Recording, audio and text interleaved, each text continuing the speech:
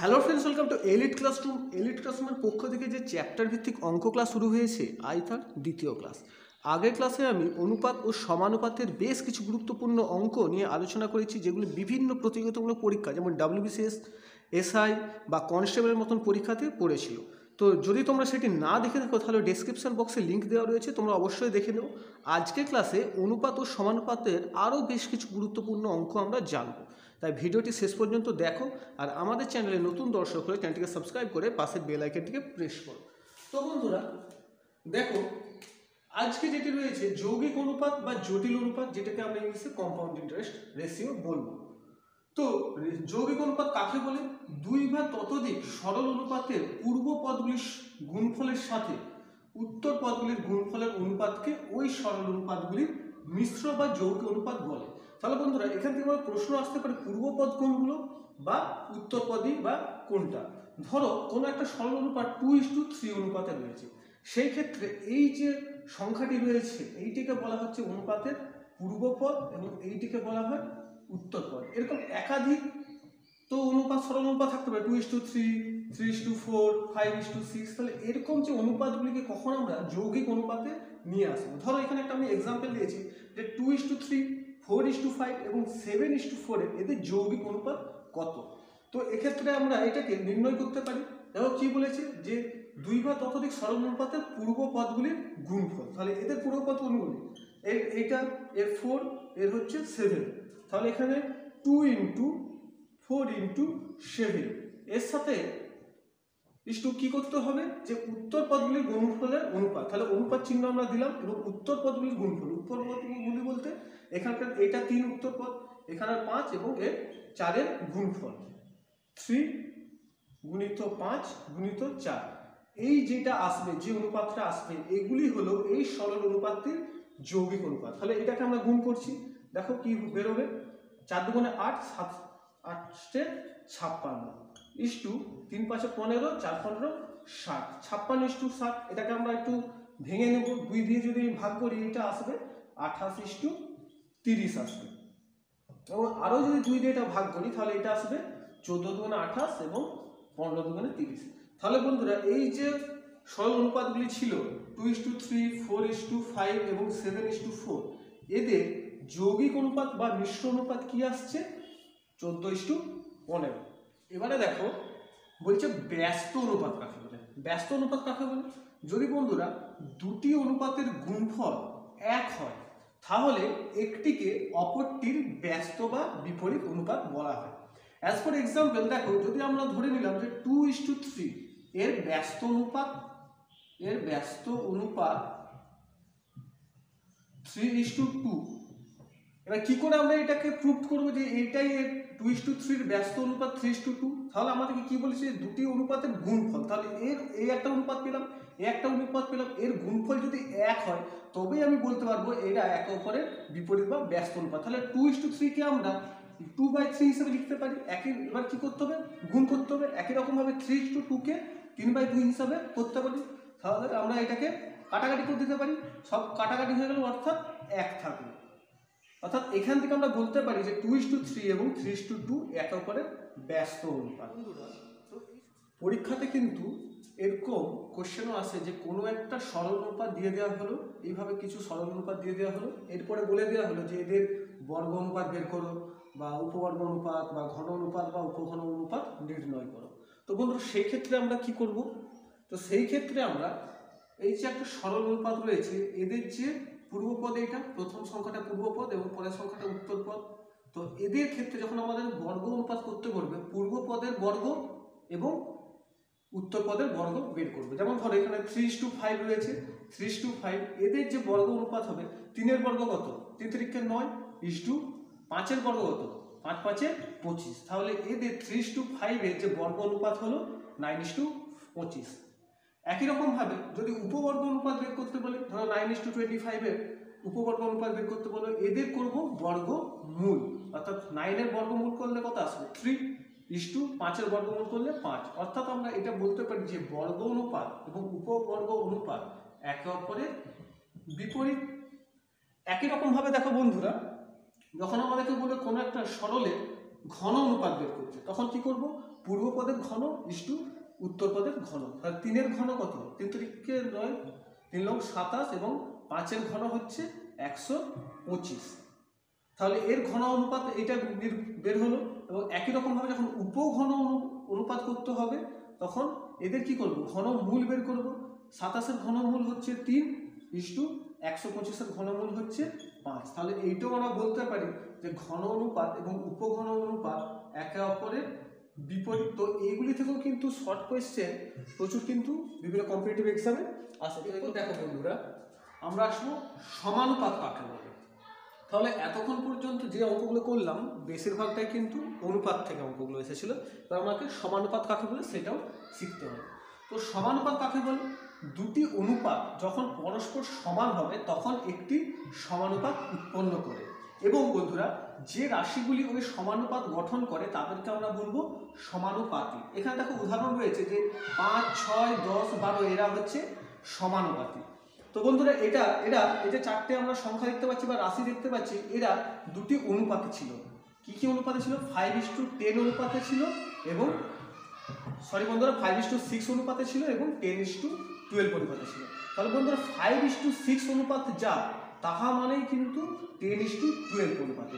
সেই জন্য আমরা এদেরকে একে অপরের, যেহেতু এই দুটো অনুপাত সমান, 5:6 সমানই হচ্ছে 10:12, সেই জন্য আমরা এই রাশিগুলোকে অর্থাৎ 5, 6, 10, 12 এই রাশিগুলোকে সমানুপাতি বলছি। এবার বন্ধুরা আমরা কি করে বুঝবো যে 5:2 সমান 10:12? আমি তো এখানে বলে দিলাম যে 5:6 সমান হচ্ছে 10:12, তোমরা কি করে বুঝবে, তোমাদেরকে তো প্রমাণ দিতে হবে না। তো সেই ক্ষেত্রে আমরা সমানুপাত নির্ণয়ের একটি সূত্র তোমাদের সঙ্গে শেয়ার করছি। তোমরা দেখো যে প্রান্তীয় সংখ্যা দুটির গুণফল, এই ক্ষেত্রে আমরা যদি 5, 6, 10, 12 এই 4টে রাশিকে নিয়েই করি বা এই অনুপাতটাকে নিয়ে যদি করি, 5:6 সমান বললাম যে 10:12, এই ক্ষেত্রে প্রান্তীয় সংখ্যা দুটির গুণফল কি, 5 আর 12। তাহলে 5 আর 12 হচ্ছে গুণফল, সমান কি আসবে, যে মাঝের সংখ্যা দুটির গুণফল। মাঝে কি সংখ্যা রয়েছে, 6, 10, বা এখান থেকেও আমরা দেখতে পারি 6, 10, তাহলে 6 গুণিত 10। তো এখানে দেখো 5, 12, 60 সমান হচ্ছে 6, 10 এর 60। তাহলে দুটোই কি হলো, সমান হলো। তো এই ক্ষেত্রে আমি বলতে পারি, যেহেতু এই সূত্রটাকে হচ্ছে প্রমাণিত করা গেল যে প্রান্তীয় সংখ্যা দুটির গুণফল সমান মাঝের সংখ্যা দুটির গুণফল, এই রাশিটা হচ্ছে এটাকে সিদ্ধ করলো। সেই জন্য আমি বলতে পারি যে 5, 6, 10, 12 এরা হচ্ছে পরস্পর সমানুপাতি। দেখো আমরা এটা জানলাম যে যে রাশিগুলি সমানুপাত গঠন করে তাদেরকে বলা হয় সমানুপাতি বা সমানুপাতের পদ। তো এই ক্ষেত্রে দেখো যে এ বি সি ডি, এই যে এ বি সি ডি এইটা কি করেছে, একটা সমানুপাত গঠন করেছে। যেহেতু এটা একটা সমানুপাত গঠন করেছে তাহলে এইগুলোকে সমানুপাতি বলবো। এই ক্ষেত্রে আমরা একে বলবো প্রথম সমানুপাতি,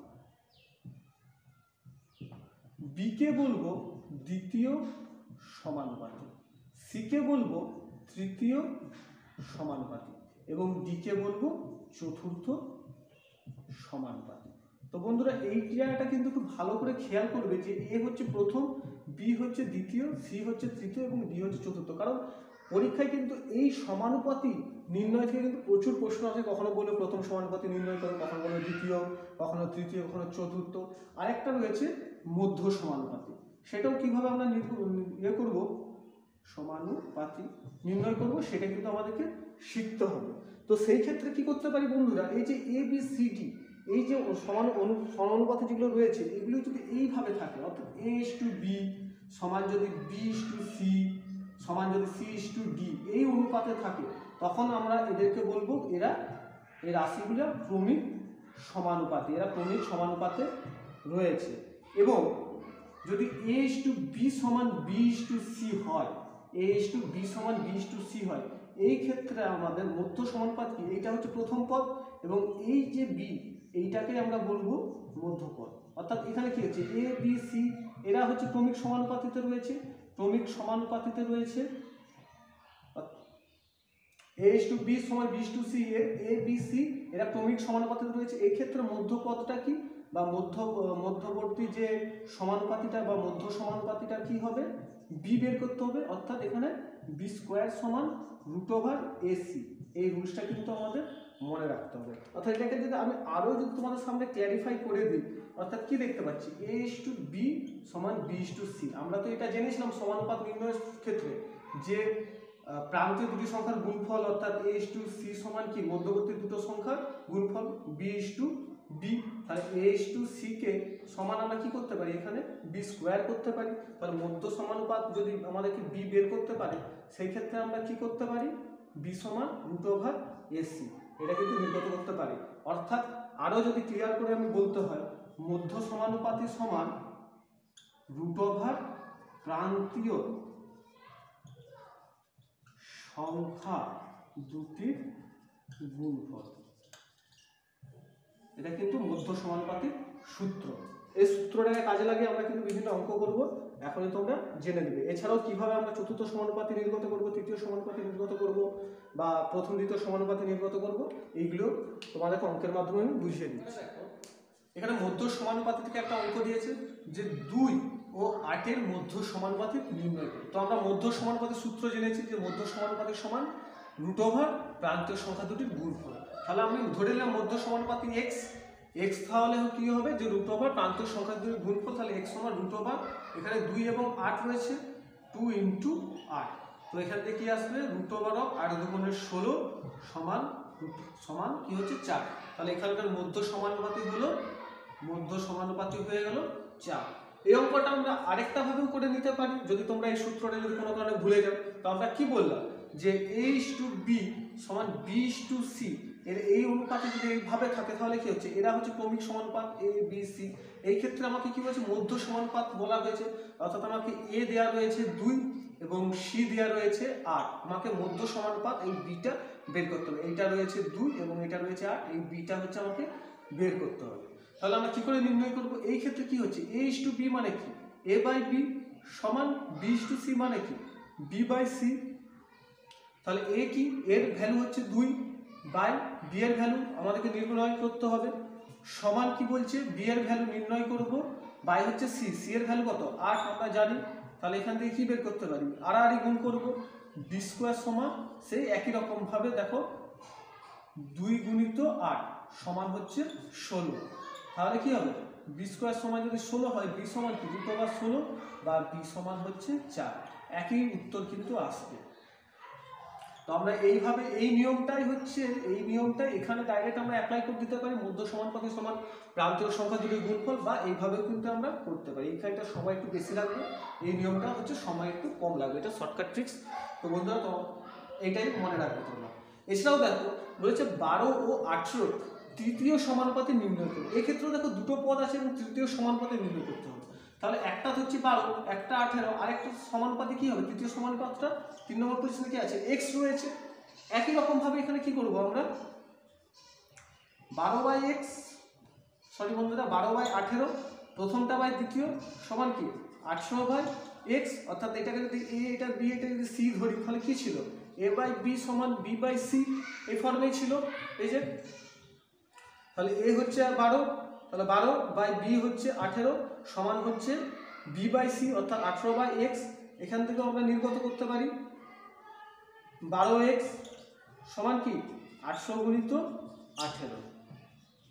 এখানে আবার x সমান হচ্ছে 800 × 18 বাই হচ্ছে এখানে 12 নিয়ে চলে গেলাম, 12কে কাটলাম, 3 × 6 = 18, 3 × 4 = 12, সরি বন্ধুরা 6 দিয়ে কেটে দিলাম, 6 × 3 = 12, 6 × 2 = 12, 2 দিয়ে কাটলাম, এখানে 9, ইকুয়াল হচ্ছে এখানে 27 আসছে উত্তর।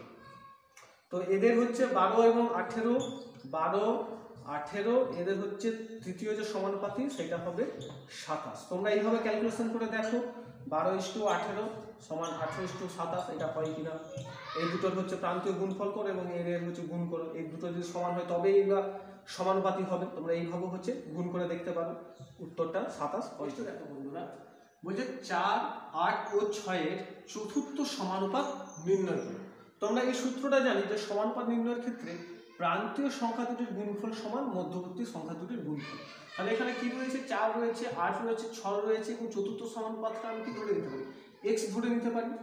প্রান্তীয় সংখ্যা দুটির গুণফল মানে কি 4 × x সমান কি হবে, 4 × এক্স এবং সমান কি হবে মধ্যবর্তী সংখ্যা দুটোর গুণফল, অর্থাৎ এখানে 6 আর 8 রয়েছে, 8 গুণিত 6, তাহলে এখানে হচ্ছে 4x সমান কি হচ্ছে 8 6 48, x ইকুয়ালস টু 48/4 সমান 4 12 48।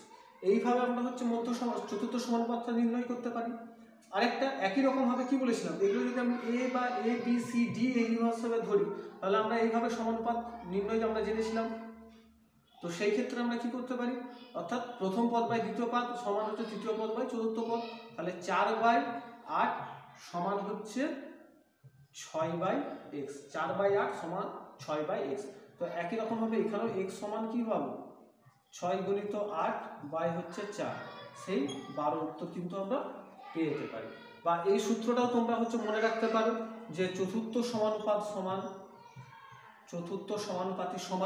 চতুর্থ সমান কি হচ্ছে দ্বিতীয় গুণিত তৃতীয় বাই হচ্ছে প্রথম, তাহলে এখানে হচ্ছে 6 গুণিত 8 গুণিত 6 বাই হচ্ছে 4, এই ক্ষেত্রে 12। তো তোমরা যে কোনো পদ্ধতি অবলম্বন করতে পারো, তবে এই সূত্রটা কিন্তু মনে রাখতে হবেই মাস্ট। তবে এই সূত্র থেকেই তোমরা এই সূত্রটাও পাবে এবং এই তিনটে সূত্রই কিন্তু। নেক্সট দেখো, এটা একটা কোয়েশ্চেন রয়েছে, একটি ত্রিভুজের কোণগুলির অনুপাত যদি 3:4:5 হলে ওই ত্রিভুজের বৃহত্তম কোণটির মান কত? তো বন্ধুরা সেক্ষেত্রে আমাদেরকে প্রথমে ধরে নিতে হবে যে ত্রিভুজের কোণগুলির মান 3x 4x এবং 5x। তো এই ক্ষেত্রে আমরা কি জানি প্রশ্নানুসারে যে তিনটে কোণের যোগফল কি হয়, ত্রিভুজের তিনটে কোণের যোগফল 180 ডিগ্রি হয়। তো এখানে 3x যুক্ত 4x যুক্ত 5x সমান কত হবে 180 ডিগ্রি হবে। তো তিনটে যদি আমি যোগ করি 4 3 7 7 5 12x সমান 180 বা x সমান 180/12। তো এটাকে যদি আমরা কাটাকাটি করি তো উত্তর হবে 15 বা x সমান হচ্ছে আনসার আসবে 15। তো বন্ধুরা বলেছে বৃহত্তম কোণটির মান হচ্ছে নির্গত করতে হবে। এখানে বৃহত্তম কোণটি কত 5x, তাহলে বৃহত্তম যে কোণটি হলো 5x, তাহলে 5 গুণিত x এর ভ্যালু আমরা পেয়ে গেছি 15 সমান কি হবে 75 ডিগ্রি। এটাই হচ্ছে বন্ধুরা উত্তর। তো বন্ধুরা এই অঙ্কটির মাধ্যমে আমরা অনুপাত এবং যে সমানুপাতের চ্যাপ্টারের অঙ্ক কমপ্লিট করলাম। এবং তোমাদের যদি কোনো কিছু প্রবলেম থাকে তোমরা কমেন্ট বক্সে অবশ্যই জানাও। আর যদি কোনো অঙ্ক যদি অসুবিধা হয় তোমরা আমাদের ডেসক্রিপশন বক্সে ফেসবুকে লিঙ্ক দেওয়া রয়েছে, তোমরা সেখানে পোস্ট করতে পারো, আমরা অবশ্যই সমাধান করে দেব। আর বন্ধুরা ভিডিওটি যদি ভালো লাগে অবশ্যই লাইক করবে এবং কমেন্ট করে জানাও কেমন হয়েছে, বা আরও যদি কিছু আপডেট করতে হয় এবং বন্ধুদের সাথে শেয়ার করবে। ধন্যবাদ বন্ধুরা।